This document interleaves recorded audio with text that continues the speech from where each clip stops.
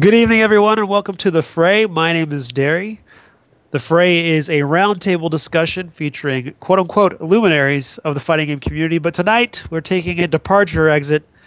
Nobody from the fighting game community on tonight. Well, they play a fighting game, but it's two guys from the Smash community. We took advantage of the fact that everybody was traveling to MLG Anaheim this weekend, and there's no MOIM, to have two of the guys from MOIM on the program. Introducing first, you know him as one of the commentators that helped us out at NorCal Regionals 2014. He's also going to be able to be seen commentating EVO this year. It's twitter.com/Toph_BBQ. Welcome to the program, Toph. What's up? How's it going? It's going well. And then our other guest tonight, also of MOIM fame. You might see him in a purple hoodie here or there at an event. Twitter.com/BobbyScar. It's Scar. What's up with it? What's up with it? How much, man? All right. Happy to be here. Yeah, I'm happy to have you. We've got an all Smash panel tonight. It's an all Smash show. It's been a huge 2 weeks for Smash. Coming off of E3, where they had, I think, maybe the very first Nintendo sanctioned, correct me if I'm wrong, but Nintendo sanctioned Smash event ever. And then now we're going into MLG Anaheim this weekend. The first time that Smash Brothers Melee has been on the docket at MLG since 2006. It should be a huge weekend. We'll go over the two groups that will be competing later in the program. But first, I just want to get initial thoughts from our two guests. Scar, let me get your thoughts on what do you see in the community right now? How are you feeling right now coming into this crazy 2 weeks here and then heading on down the road to EVO? Dude, so this time has been dubbed the Summer of Smash. This is one of the biggest moments in the history of our game. It's called. We also have called like this whole year the Platinum Age. So it's kind of like we had the Golden Age back in the old MLG days, which I think you mentioned was 2006. That's like before my time. But now, oh my God, dude, we're off of the Spirit Bomb from last year and EVO 2013, which kind of, it felt like it made our game relevant again. And now this summer, one of our, Toph, what do we call Armada? What is it from the Rocky movie? What is he? Ivan Drago? Armada? Yeah, dude. He's like our Ivan Drago. Imagine like Rocky 5, that dude just comes back. That's like what's happening in our community right now. We've got him in the United States training with real live top players, something that he's never done. So he's been here since like last week. So we've got a long kind of like 2 gigantic tournaments coming up where we have our 5 best players basically ever all in the same room. And all at peak form. Yeah. All at peak form. Armada's been here for longer than a week, in fact, because he's been here since SKTAR, and it was remarkable because at that tournament, a big tournament on the East Coast, one of the MLG qualifiers, he lost to the other people that were considered in his echelon, and then even a week moving forward from that, he looked like a whole different person. And he just stomped everybody at Super Sweep, which is a big tournament in the Midwest. So, yeah, like, there's really cutthroat competition. So it might be the best time ever to be a Smash Brothers Melee player, and it's absolutely the best time to be a viewer. Oh my God. Yeah. So you guys are coming off a massive head of steam in Melee with the springboard from EVO last year, going into EVO this year, MLG this weekend, and for the foreseeable future. But you guys also have a new game coming down the pipeline in 2015 sometime. That's true. We do. And I'll go to Toph first on this one. Your initial thoughts on Wii U Smash watching this, and have you gotten your hands on it yet? Yeah. So I was one of the members of the Smash 4 Invitational that was put on by Nintendo, and it was like a really crazy and unique experience going into it because, like, from the point of view of Nintendo, so like coming at it from like an FGC perspective, right? Like I think Capcom and Street Fighter the Street Fighter community, and Marvel and so forth has always had a pretty close connection, at least from my perspective, with Capcom relative to what Smash has had with Nintendo. Like Nintendo's kind of been behind this curtain for a really long time, that they were kind of harder to like for example with EVO last year, there was the scare of, oh my goodness, they might shut down the stream, and there's kind of been this like layer of kind of misdirection with trying to get in contact with them. So this was kind of a really like pioneered experience for a lot of Smash players, like especially people like myself who actually got to go and compete. And going there, getting to meet Nintendo, key Nintendo people, it was really like a new experience because it was like, oh my goodness, we're really meeting the people that created this game that I've been playing for so long. So with regards to the game itself, it definitely seems like they're trying to take it in a more competitive direction with regards to how they're interacting with the scene, because for the first time in history, they're paying attention to us. And I would definitely say that in terms of the game mechanics itself, me being a Melee player, it does feel much slower. It feels closer to Brawl right now. But it does seem like all of the Brawl players that I've spoken with all really enjoy it. So I think they did fix a couple like key things that I think will improve watchability from Brawl, such as the ledge mechanics, because there was a lot of, if you've watched competitive Brawl, a lot of matches that go to time with people camping at the ledge and stuff, abusing that tactic. They took that out. So it definitely seems like they're moving in a good direction. And they've also been collecting like feedback from the competitive players with regards to like how to, I guess, fine-tune the game before its final iteration. And I'm hoping they pay attention to some of that stuff because, people are saying right now it's a little slower. It's a little more defensive of a game, still kind of closer to the Brawl side of things. And I think, but given the fact that they invited a bunch of Melee players to go play the game, hopefully that is an indication that they do value our opinions as well. Scar, let me get your thoughts on the change of heart from NOA and NOJ. I mean, we've got a company here who, for all intents and purposes, was borderline hostile to the competitive community for this game for a long time. It would range, at best, apathetic, at most often, intrusionary, and now we've got this. They threw an event for you guys. They invited out a bunch of pro players. You guys are being consulted a little bit. Well, I was going to say a little bit more, but you guys are being consulted, which is by default more Yes. in the development process. Why the change? What do you think is fueling this change at Nintendo? Why is the most interesting question that you can ask. Unfortunately, it's also the one that I can not even come close to kind of guessing at. It would have to be a guess. I think that if you look at Nintendo's business model, it almost continues to not make sense to me. Besides, it's just like, hey, we want to be nice.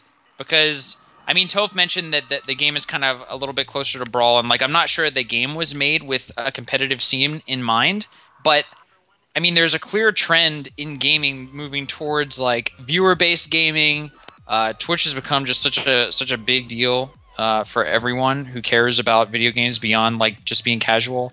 But at the same time, Nintendo is all about making fun games that you kind of play with your friends, and they're gonna get the casual audience for Smash 4 no matter what. So I think I agree. I would agree if someone said that it's kind of confusing. What's going on here? It's a little bit of a mixed message where it's okay, let's get all of these tournament players who actually they invited 21 of us, and I think 19 of us play Melee primarily, which is the really hardcore game. And it's okay, let's take all of these incredibly hardcore fans and bring them to this tournament where and I think that a tournament is also not a really Nintendo-ish thing to do. When you think about Mario Party, everybody gets a bunch of stars. There's one winner, but everybody wins in the end. And I just thought that it was funny that a Nintendo holding a tournament is kind of antithetical. You kind of saw them playing with it a little bit with the fan favorite. So there are 2 winners, and then even if you lost, you kind of won. But yeah, it was just interesting. And then they bring us there, and then we play this game that doesn't feel like it's made for us, kind of. So I definitely think that this wasn't a clear hey, we're Nintendo and we want to really take this competitive thing seriously.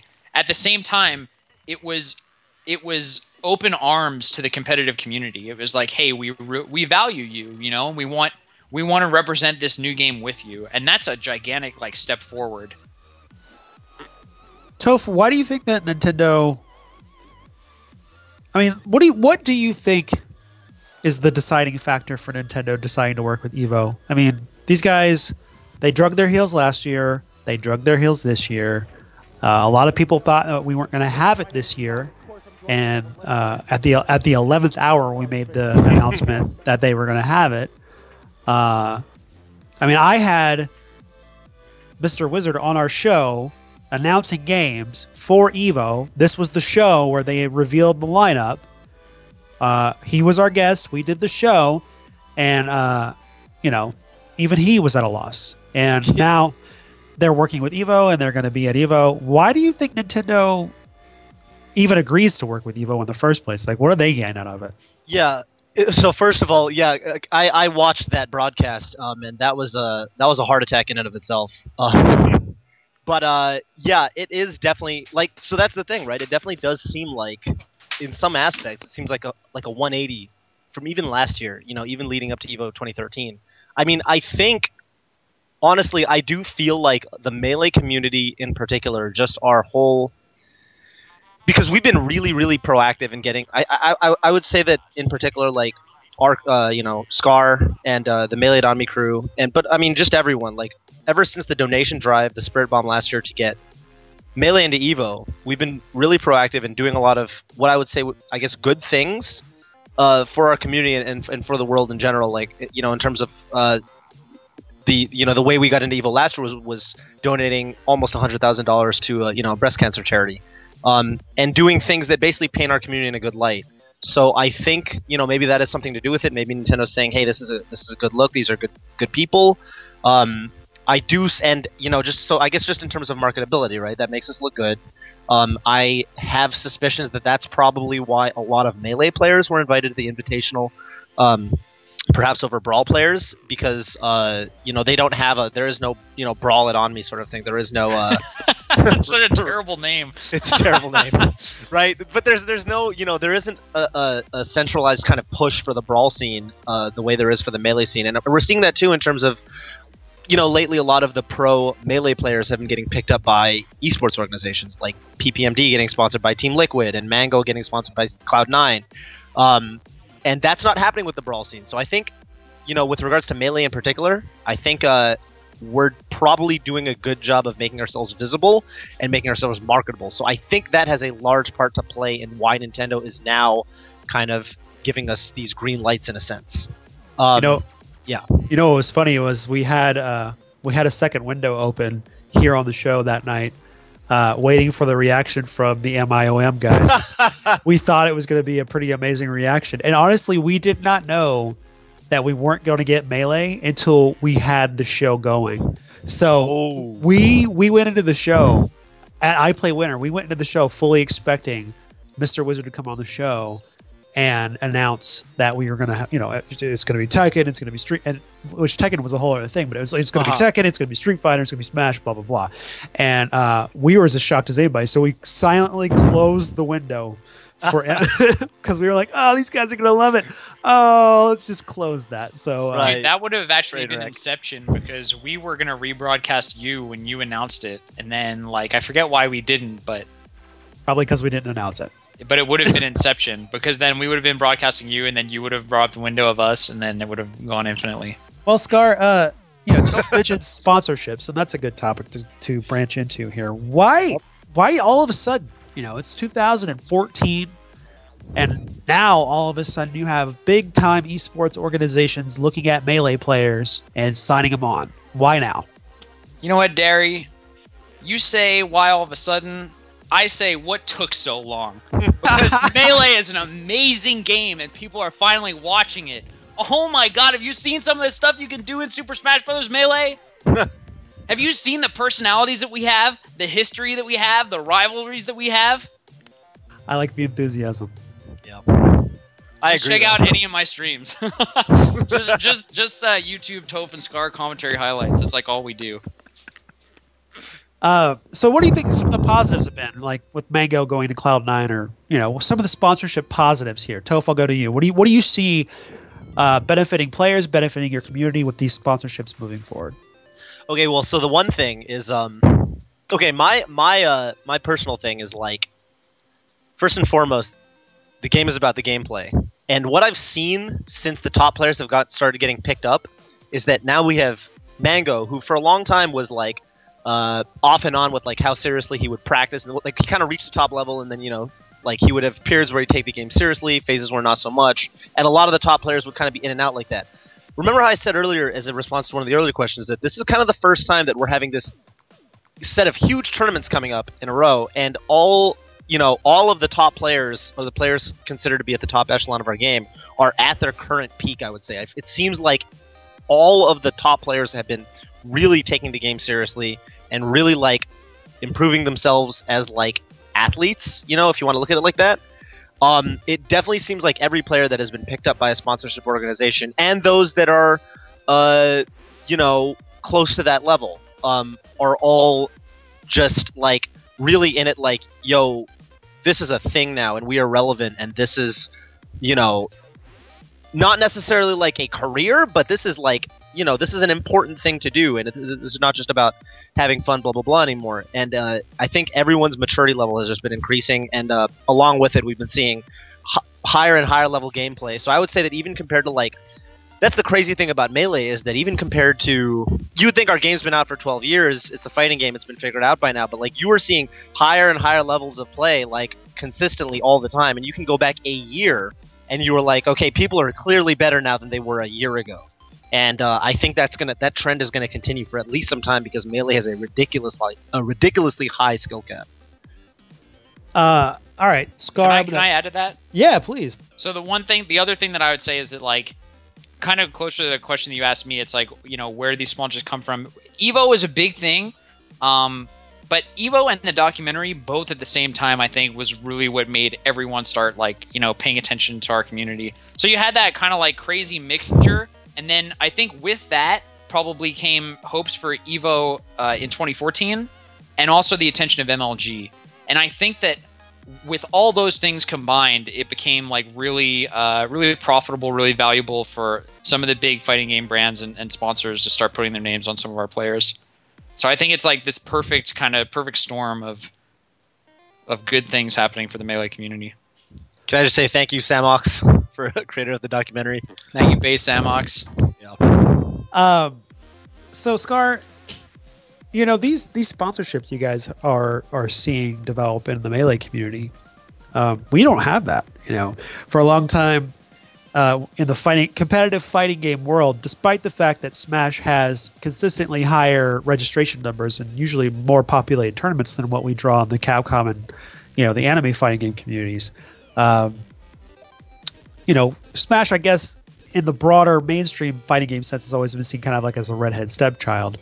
But you guys are pulling in these big sponsorships, and we don't have anything like that outside of EG. Scar, I'll ask you, what do you think the fighting game community is missing that they need in place to make this happen, where they can start attracting the attention of teams like Team Liquid or Cloud9?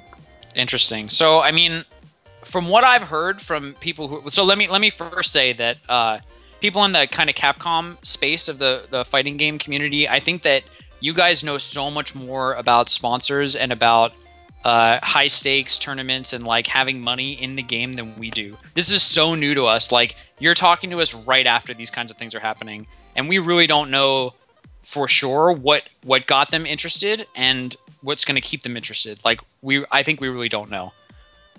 What I will say is that I've heard people in the broader FGC talk about how the documentary was one of the best, like, esports productions they have ever seen. So this is, like, beyond FGC, right? Beyond anything. It's just like, we have people in our community stepping up, doing amazing things. And, like, in the end, that boils down to only a few people, but I think it only takes a couple of things like that to make a big difference and to make your scene, like, really relatable. I think in the end, you sponsor people because you want the brands that, like, give you money to have eyeballs on them. And for whatever reason, I think that's what they see in our community. Toph, any advice for the fighting game community about what they can do to try to attract some of these guys that the Melee community seems to be gathering in? Yeah, kind of like partially echoing Scar. I do think it's definitely been, so, like, especially, with regards to Samox, the creator of the Smash documentary, I think having, and I mean, I'm not even necessarily sure that it's, like, as simple. like as simple as either me or Scar is going to be able to make it sound, but if like having people like that, content creators that are like not only just high quality, but also like high what's the word I'm looking for? I guess able to reach out to a really, really wide audience. I think the one thing that Smash has is that, like, on a casual level, everyone has played Smash at some point. Like accessibility, that's the word. Accessibility, right? Yeah, like if you go to a college, everyone's played Smash at some point. So okay, you can show that, so you can be like, hey, did you know that this game has tournaments? Do you know that that this game has a rich history? And then you show them this documentary, and then everyone's like, oh my goodness, this is crazy. So I'm sure that there must be some parallel in terms of Capcom, 2D fighters. Like, everyone knows Street Fighter. Everyone knows the Marvel brand, right? Everyone knows the X-Men, for example. But appealing to, like, bringing new people into the community at this point is not just like, reaching out to people interested in fighting games. It's really like reaching out to people who just play video games in general, and like blurring the line between what is considered a hardcore gamer and a casual gamer. Like, I feel like the more you can make it seem like there is no such difference between hardcore gamer and casual gamer, like, the better, because then people don't see this barrier to entry. And I think that's something the Melee community has been doing a fairly good job of recently. But you're smart, Toph. I think that was really smart. Thanks, Bobby. Yeah, you're welcome, dude. You guys are so nice to each other. When we had that's really funny you would say that. When we have people on our when we have guys on the show, all we do is crack jokes on each other. Dude, but that was hella smart. I didn't even think about that. Well, this weekend no, believe me, that is what me and Scar usually do. So. Oh, cracking each other. yeah. Head over to MIOM anytime. Yeah, dude. For some of that stuff. That's the flip side. That's the flip side. That's what you don't see on the. You guys are well behaved out in public then. Right. Yeah, that's what it is. All right. We got sponsors looking at us, dude. MLG is at Anaheim this weekend for the first time in 8 years, and we've got 2 championship groups coming into the tournament. All the guys that are playing this weekend had to qualify, and they won various events, or they placed high enough in the various events to get a qualification spot. I'm just going to go over the championship groups very quickly here, and I'm going to ask our panel for their thoughts. In Championship Group A, which I'm seeing is, in my personal opinion, the stronger of the 2 pools, despite the fact that it does not have Armada in it, we've got Mewtwo King, Leffen, Hax, Dr. PP, Soft, and Remen. Over in Championship Group B, we've got Mango, Armada, AMSA, Hungrybox, Zero, and Westballs. Real quickly over to Toph, your pick from Group A, or let me get your top 2 from Group A.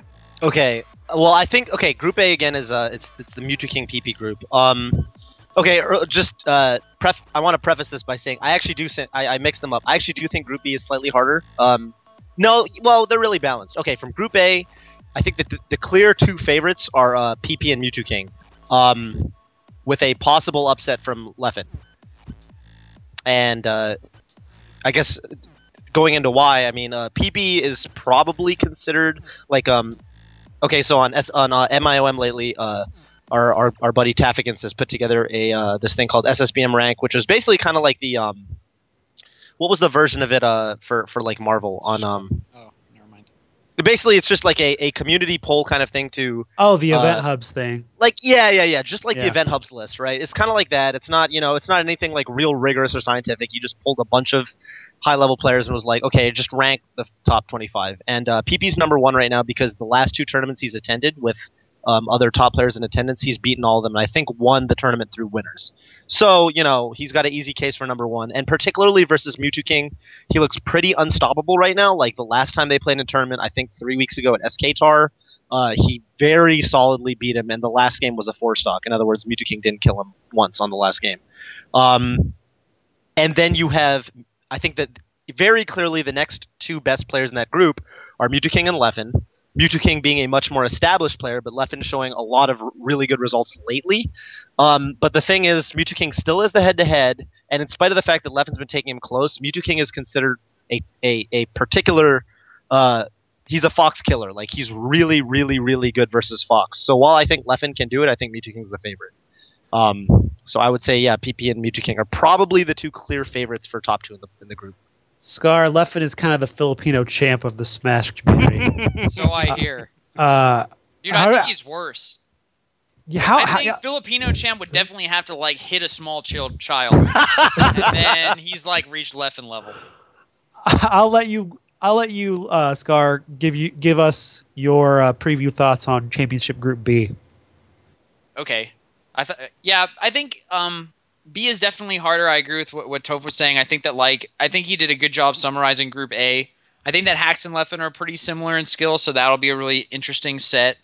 And but PP definitely has like the run of the place. Whereas with B, you have Mango and Armada and Hungrybox, and like I don't know, those are kind of just like more toss up E. Hungrybox used to have a pretty good record against Armada when he used to go. It was Puff Peach, and then Armada started going Young Link for some of the most boring matches in the history of the world. But Armada had the edge at that point, and then Hungrybox tried to beat him with Ness, which was one of the craziest things that ever happened, and that didn't work. So anyway, it is unclear who's going to win between Hungrybox and Armada. I think that Armada probably has the edge, but like he needs to dig deep into his character counterpicks, which might not be as on point as they used to be. I think Mango and Armada is also really interesting because I don't know, the one set that they've played since Armada came back was like extremely close, and it started out looking like Mango was just going to whoop him, but then Armada Mango for Leffen. I read the I'm word gonna tell Leffen. Mango, dude. I read the word Leffen, and I was like, I was hoping you wouldn't call me on it, but anyway. So yeah, I think that Armada kind of spanked him, and then that was that. But I don't know. I think that Mango could do it. So anyway, I think Group B is going to be very interesting. It's all up to Mango versus Armada for who's going to come out first, in my opinion. Yeah. Toph, your choice for overall winner this weekend. Overall winner this weekend. Okay, wait. First of all, I actually want to. Well, okay, no. Yeah, so overall winner this weekend, my choice. Man, if you're gonna ask me or Scar, we're Mango fans. I'm gonna say Mango can do it. Mango. And you know what? I will. Let me elaborate a little bit. Going into because I've been traveling a fair bit recently, and I've been attending some of these tournaments that the other top players have been in attendance with. So the last tournament that I was at, 2 tournaments ago. In terms of tournaments that both me and Mango were in attendance was Get On My Level, and the Mango I saw at Get On My Level was like completely unbeatable. Like his tech skill was insane. I was watching him play friendlies with Mewtwo King and Hungrybox, and it just seemed like they couldn't really just get anything started. And in teams, we actually teamed against both of them. So it's me. I'm considered like a pretty alright player with Mango versus 2 of the top 5. So 1 top 5 player and me versus 2 of the top 5. And we almost won. We took them to the second set of Grand Finals, Game 5. And like every time I looked over at Mango, he was just handling business. Like no mistakes. And in singles too, it just seemed like he wouldn't drop the ball. And while he didn't have such good runs at Skatar and Super Sweet, he did say after Super Sweet that he was going to go into insane practice mode. And from what I've been seeing, that's I guess what he's been up to. I think he can do it.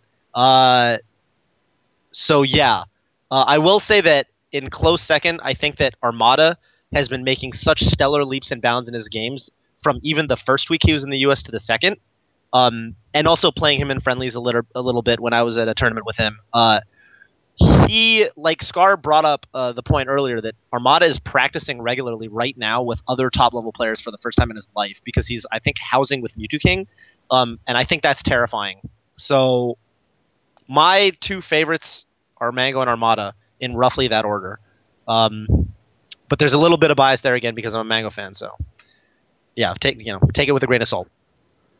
Scar, your pick overall this weekend. Dude, that's so funny, Toph, because we did this on Melee and Omni too, and we had no votes for PP. Even though PP has been winning literally everything for the past year and has not been stopped, everyone is saying, you know what? I don't think PP's going to win this MLG tournament. You know what it actually is? What is this? You know what it is? If there's one thing Melee players have, it's heart. Dude, right? And as soon as every you start Melee winning, player just wants right. Every Melee player just wants to believe. That's what Melee is all about. It's about believing. Like our whole storied history has been about believing. So anyway, I agree with what Toph said, where it's just like it's hard to when you ask anybody, and I think everybody's gonna have a different answer. We're like so biased in like really weird ways. I think we're biased against being right because we want to see our favorite players winning. I think that Mango's gonna win too. I think that when he wants to win, when he truly wants to win, when he knows that the whole world is looking at what he's doing, and then he gets to prove that he is actually the better than all of these other players. He shows up, and when he shows up, he doesn't look like there's anybody who like knows the game the way that he does. He doesn't look like he has a peer. That's the way that it's looked in the past, and I believe that at MLG, Anaheim, and at Evo, that's going to happen again. If it doesn't, I honestly think that PP will take out Mewtwo King easily. I think that he's going to destroy Hungrybox, and I really think that he could beat Armada too. Even though Armada has been playing a lot with Mewtwo King, I think that PP can still make it happen. So if Mango doesn't show up, and if Mango is not the best player in the world, like I believe he is, then I'm going to give it to PP. So I'm going to ask you guys your dark horse opinion. I like West Balls coming into this weekend. Toph, who do you like as a dark horse Cinderella surprise pick for going into MLG 2014? I will say, and I feel bad because earlier on you asked me about Group A and I totally forgot about him, but I'm going to say Hacks Money. Yeah. I think if Hacks, I don't think Hacks Money is going to win, but I think so. Okay, Hacks Money came. I'm gonna just go a little back here. Hacks Money came to NorCal a couple months ago, 2 or 3 months ago. Scar, when did you get married? April? May. What's the third month? Hacks, right. March. Hacks came, March. They both Right. start with M. The MA, yeah, they're confusing. So Yeah. so Hacks came to NorCal partially for Bobby Scarnewman's wedding, then Bobby Scarduzio, and stayed at my house for about a week. And we talked a lot about kind of his plans for improvement because this was right after he had switched to Fox.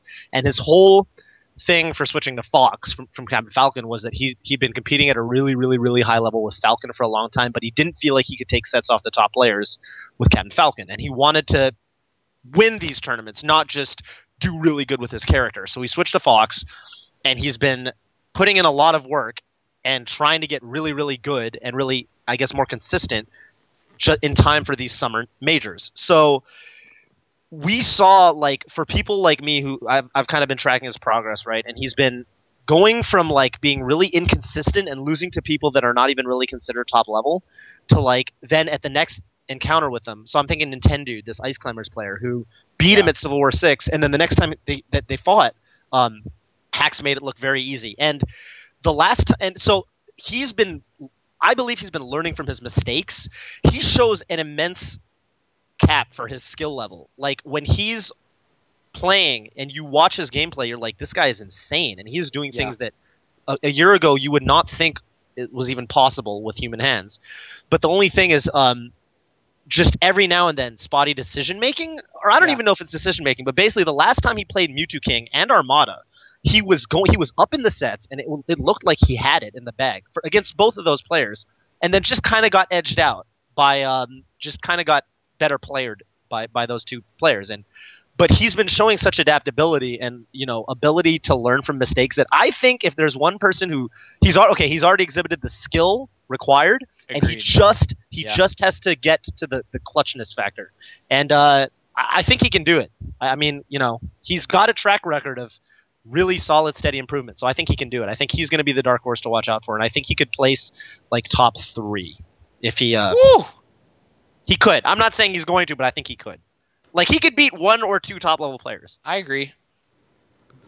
The thing is that he's never done it, dude. That's what Toph was saying about him getting better playered. He's never done it, and like you just have to prove, to me at least, that you can be in that situation where you can take those big wins and you have the will to actually follow through. Right. Scar, your pick for Dark Horse MLG this weekend. Dude, I absolutely would pick Hacks. Hacks is one of my best friends. The other person to watch out for, of course, is Leffen. And since Toph did such a great summary on Hacks, I'll talk about Leffen. I think that Leffen has so much to prove, and because he's in Europe and like doesn't play American players often, you know, people's imaginations, I would say, kind of run wild. But at the same time, you never know. He might be that good. So he's beaten Armada in very, very convincing sets. And, you know, that was enough proof for a lot of people who are watching, a lot of people in the community, to think that he might... he might be one of the top players in the world. Like, people are putting him on the level of our top 5, which we've just called the gods of the game. They can't be touched. And Leffen has, he beat Armada, he beat Hungrybox in a set, and he really hasn't lost to many players who are outside of that kind of skill level. So I think that he has a lot to prove, and if he believes the hype around him, then he's definitely going to need to show up, and he's definitely going to need to put away wins beyond what he's done already. In other words, if he beats Hungrybox in some set and then loses to everybody else, that's just going to be that. But yeah, I just think that he has so much to prove, and we'll see what he can do. Yeah. Let's put this weekend into perspective real quickly. Toph, we have Evo, and it's Evo. As far as Smash tournaments go, how does MLG stack up as far as we have our big kahuna? Is MLG considered like Evo tier? Is Evo you guys' Evo? Is it Apex? How do you usually we consider the guy who wins Evo to be the best player that year, pretty much. Which tournament kind of fills that function for you guys? Toph, Right. mind if I jump on that? Yeah, you know what? Go ahead. So it's funny because MLG and Evo were both announced at the same time. There was kind of like that question of, are we going to go back to Evo? And then all of a sudden there was also this MLG, we're doing some Smash documentary stuff. We want to do some tournament. We want to do some, qualifiers, some grassroots program. And then when they were both finally announced, I think that the community kind of reacted in such a way where it was like, oh my God, MLG's back. This is like the new, old MLG days for Melee.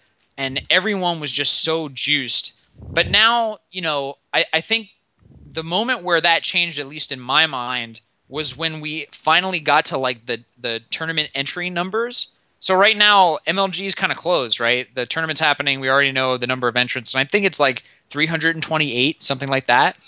And when you think about Evo, Evo last year was 697, which shattered every single record that had ever existed in Melee tournament history, Smash tournament history. And I think that Apex 2014 actually destroyed MLG. Is that right, Toph? I think they pulled in over 300. It may have even been 600. Yes. And this Evo is on pace for, I think, 4 digits, which is if that happens, I think you're just going to see people running around in Las Vegas naked. It's going to be the craziest thing ever. Dude, my understanding is we might be bigger than Marvel this year. Right. And so to put that really put that all into That perspective, actually would not surprise me at all. You know what I mean? When you think about that number, I think that at least to me tells me what we think our Super Bowl is. Yeah. And Apex is definitely the number 1 grassroots tournament, but Evo 2013 was the tournament where everyone who was anyone showed up. And whoever won Evo, we all knew was going to be the best in the world. Right. I think that Apex is a big enough tournament to change one's mind as to who's the best at the time. But I think that whoever wins this Evo will be the 2014 champ. Yeah. Can I chime in on that? Sure. No. Dang it, Scar. No, okay, so, yeah, the interesting thing, right, with regards to MLG and Evo, one trend I have noticed is that talking to people, so Evo is definitely going to have the bigger numbers in terms of attendance. And I think part of that, I think, just has to do with the whole Evo experience and the fact that it's in Vegas. And when you're like, yo, let's friggin' go to Evo and go to Vegas and you'll have a great time. If you're, not really at the level of play where you're looking at winning and you're just trying to have a good time, you're going to go to Evo. But I will say that, as a little side note, when I talk to a lot of these top players, and the way they talk about the summer majors, and also, let's not forget CEO, which is also going to be pretty big. Shout outs to Jabali. But one thing that MLG does have is I think it has the biggest prize pool. And so a lot of the top players have been talking about I really want to win MLG. I think they all have different priorities. I do think it does seem like Mango really wants to win Evo in particular. But I was talking to Armada, and it seemed like Armada was saying if he could win one of them, he wants to win MLG. And he was saying that, he wasn't saying, but I would assume the huge prize pool of MLG probably has something to do with that. So, maybe there's a little bit of different priorities for the absolute top level players because they have a shot at winning that large sum of money. But for the people that aren't looking at necessarily winning, I think Evo probably still has that title as the one to win. But then even at the same time though, right? Titles are kind of misleading. I'm thinking of 2013 yeah, 2013, where, you know, well, when Chris G has never won an Evo for Marvel, right? And it's like, but would you really say that he's not a, you know, wasn't clearly considered the best player in the world for a long time, and, you know, arguably still is. So you can have the title, but yeah, you know, winning Apex, winning these not quite as large as Evo, but still really large, like that also says something. And I think, you know, titles, you know, they mean a certain amount, but, you know, you don't want to place too much importance in them. I think, yeah, you get what I'm saying. It's kind of analogous to the whole Chris G situation. No, that's a good point. You know, and then there's a whole sub discussion you can have about, you know, how good is Chris G really if he's never won the big one, you know, and sure. that leads to a whole other thing. But that's actually a fairly good point. Mango's the 2013 champion. I'm sure that he really wants to come back in 2014 and win it again.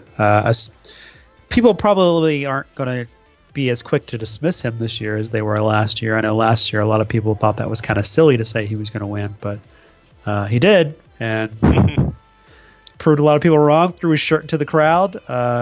You know, so we'll see if he can come back this year. I'm looking forward to this weekend. I'm looking forward to CEO. I'm looking forward to Evo. I'm looking forward to Smash on Wii U. I'm going to give a fluff question as the last question of the night. First, Scar. If you could have one character added to Smash Wii U, who would it be? Oh, God. Captain Falcon? No. Captain Falcon, if I had my way, would be an assist trophy, and he would pop out and do all the cool Captain Falcon stuff. I swear to God, dude, that's what I want for Smash 4. If you can just not put Captain Falcon into the game and have him be like a watered down version of his former glory, and like somebody just pops him out of an assist trophy and he runs around and he nares you 5 times and then knees you and then stomp Falcon Punch Tapion combos you, that would be my dream. Anyway, if you could add anybody to Smash 4, it would be Darth Vader. Anyway, if you could go talk to Disney, dude. Toph.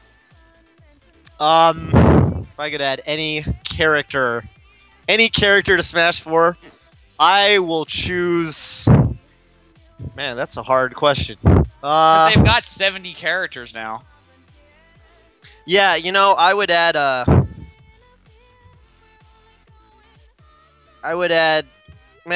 Yun from Third Strike, and I'll just do Ganagin. I was about to say, don't you guys think they kind of dropped the ball? I would add Makoto. Yo, let's get Makoto in there. Well, I was going to say, don't you guys think they kind of dropped the ball with Capcom, where Capcom was like, well, let's put Mega Man in the game, which is cool, but don't you think it would be way more awesome if Akuma was in the game? Or Sagat? Yeah, that would be actually if Sagat was in Smash Brothers?